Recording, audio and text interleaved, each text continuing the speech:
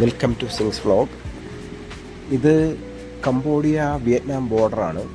ഈ കാണുന്നതാണ് വിയറ്റ്നാമിൻ്റെ എംബസി. ഇവിടെ നിന്ന് നമ്മൾ എൻ്റർ ചെയ്ത് പാസ്പോർട്ടിൽ എൻ്റർ ചെയ്ത് വേണം വിയറ്റ്നാമിലേക്ക് കടക്കാൻ.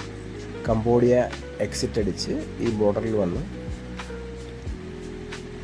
നമുക്ക് വിസ എൻ്റർ ചെയ്യണം വിയറ്റ്നാമിലേക്ക്. ബസ്സിൽ വരുന്നവർ ഈ ബോർഡർ കടന്നാണ് വരുന്നത്. ഇനി നമുക്ക് കുറച്ച് വിയറ്റ്നാം വിശേഷങ്ങളുമായി പോകാം. പിന്നെ നമ്മൾ ഇവിടെ നിന്ന് നേരെ പോകുന്നത് നമ്മുടെ റൂമിലേക്കാണ്. ഇവിടെ നിന്ന് ഒരു മണിക്കൂർ കൂടുതൽ ഓട്ടമുണ്ട് റൂമിലെത്താൻ. അവിടെ കണ്ട ഒരു കാഴ്ചയിലെ പ്രത്യേകത എന്ന് പറയുന്നത് വിയറ്റ്നാമിൽ ഏറ്റവും കൂടുതൽ ബൈക്ക് യാത്രികരാണ്, കൂടുതലും സ്കൂട്ടർ ഉപയോഗിക്കുന്ന ആൾക്കാരാണ്.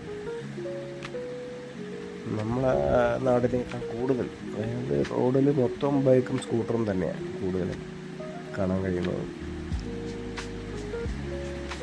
കംബോഡിയയെക്കാളും കുറച്ചുകൂടി നല്ല വൃത്തിയും കാണാൻ ഭംഗിയുള്ള സ്ഥലമാണ് വിയറ്റ്നാം.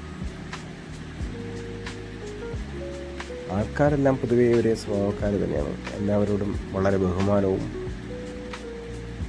വെൽക്കം ചെയ്യാനും എല്ലാം നല്ല പെരുമാറ്റ രീതിയുള്ളവരാണ് വിയറ്റ്നാമും തായ്ലൻഡും എല്ലാ സ്ഥലങ്ങളിലും, കംബോഡിയയിലും എല്ലാം.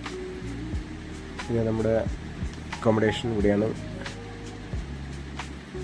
Cherry hotel apartments Vietnam.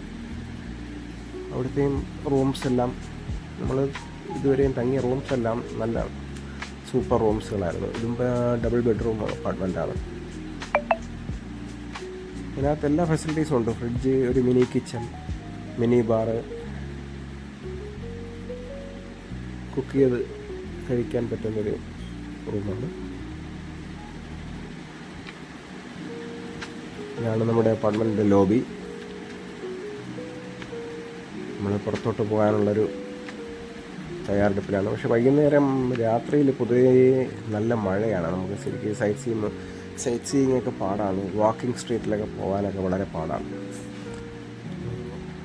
Walking സ്ട്രീറ്റിലേക്ക് പോകാനാണ് നമ്മളത് പ്ലാൻ ചെയ്തത്. പക്ഷേ നല്ല മഴയായിരുന്നു. വീട്ടിൽ എല്ലാവരും റെഡിയായി നിൽക്കുകയാണ് പോകാനായിട്ട്. മൊത്തം ബൈക്കും സ്കൂട്ടറുമാണ്.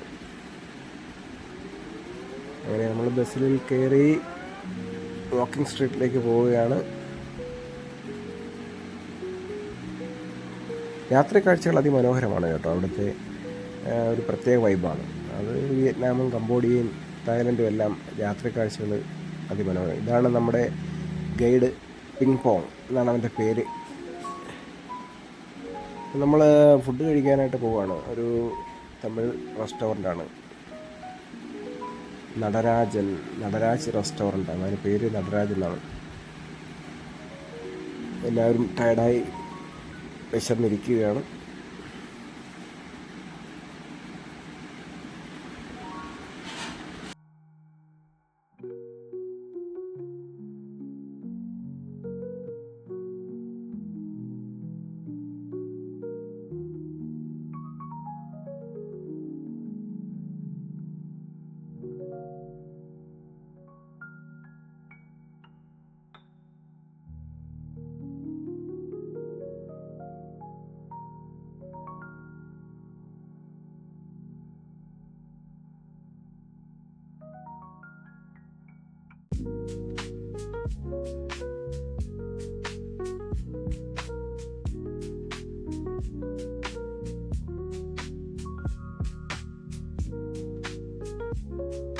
അവൻ നമുക്ക് നാളെ പോകേണ്ട സ്ഥലങ്ങളെക്കുറിച്ച് ഒരു വിവരണം തരികയാണ്. നാളെ നമുക്ക് ഇവരുടെ ഗൊറില്ല യുദ്ധം നടന്ന ടണലുകളും ബങ്കറുകളൊക്കെ ഉണ്ട്. ആ കാഴ്ചകളൊക്കെ കാണാനായിട്ട് നാളെ പോകാമെന്ന് പറയുകയാണ്. അപ്പോൾ അതൊരു എപ്പിസോഡായിട്ട് നാളെ ഞാൻ ഇടുന്നതായിരിക്കും.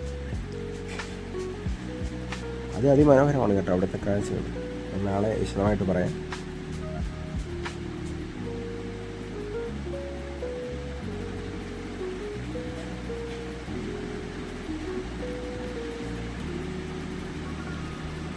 ഇന്നിപ്പോൾ നമ്മളെല്ലാ റോഡിൻ്റെ കാഴ്ചകളും നൈറ്റിലെ ആ ലൈറ്റ് സെറ്റപ്പും എല്ലാം കണ്ട് ആസ്വദിച്ച് ഇങ്ങനെ പോവുകയാണ്. അവിടെ ഗേറ്റ് അടച്ച് ട്രെയിൻ പൊയ്ക്കൊണ്ടിരിക്കുകയാണ്. നമ്മുടെ നാട്ടിലെ പോലെ തന്നെ. നമ്മളെ റെസ്റ്റോറൻറ്റ് ഏകദേശം എത്താറായി. ഇതൊക്കെ വാക്കിംഗ് സ്ട്രീറ്റാണ് കേട്ടോ. ഇവിടെ നൈറ്റ് വാക്കിംഗ് സ്ട്രീറ്റാണ് ഇതെല്ലാം.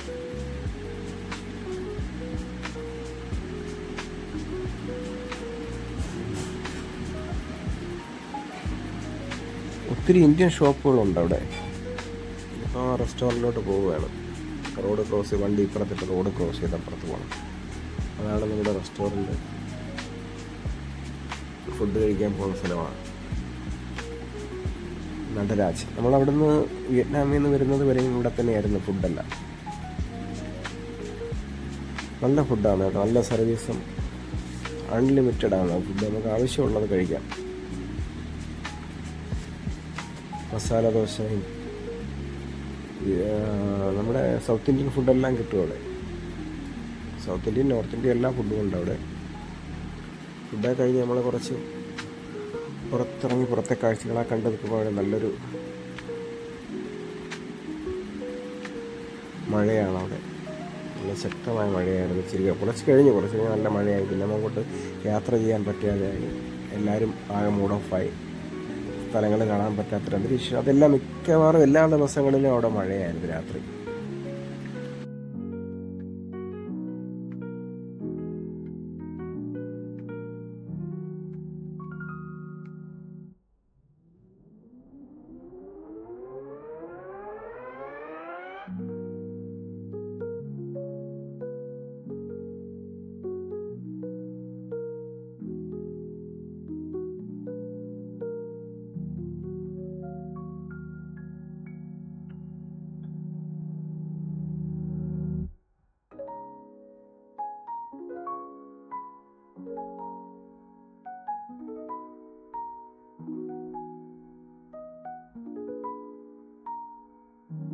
എന്താ ചെയ്യുക, മഴ നല്ല ശക്തമായി. അത് കാരണം അന്നത്തെ പോക്ക് മുടങ്ങി. പിറ്റേന്ന് നമ്മൾ രാവിലെ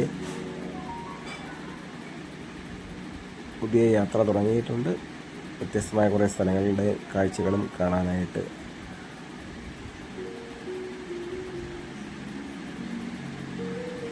അങ്ങനെ റോഡിലെ കാഴ്ചകളൊക്കെ കണ്ട് ബസ്സിൽ വിൻഡോ സീറ്റ് ആയതുകൊണ്ട് കുറേയൊക്കെ നല്ല രീതിയിൽ എടുക്കാൻ കഴിഞ്ഞു എന്ന് വിശ്വസിക്കുന്നു. എല്ലാം സ്കൂട്ടർ യാത്രികരാണ് കൂടുതലും അവിടെ. അതും ഇലക്ട്രിക് സ്കൂട്ടറുണ്ട്. ഹോണ്ടയുടെ വണ്ടികളാണ് ഏറ്റവും കൂടുതൽ അവിടെ.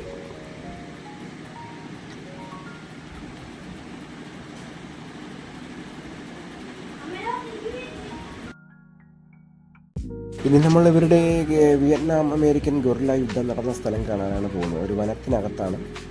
നമ്മൾ വണ്ടി അവിടെ പാർക്ക് ചെയ്ത് അവിടെ നിന്ന് എൻട്രൻസ് ഫീസ് ഉണ്ട്. അതൊക്കെ കൊടുത്ത് അകത്ത് കയറി കഴിഞ്ഞാൽ പിന്നീട് ഒന്നിനും ഫീസില്ല. ബാക്കി ബംഗാറിലെല്ലാം നമുക്ക് കാണാം, എല്ലാത്തിലും കയറാം, കുഴപ്പമില്ല. പിന്നീട് അവിടെ ഷൂട്ടിംഗ് പോയിൻ്റ് ഉണ്ട്. അവിടെ നമുക്ക് $24 കൊടുത്താൽ ഒരു 10 റൗണ്ട് ഷൂട്ട് ചെയ്യാം.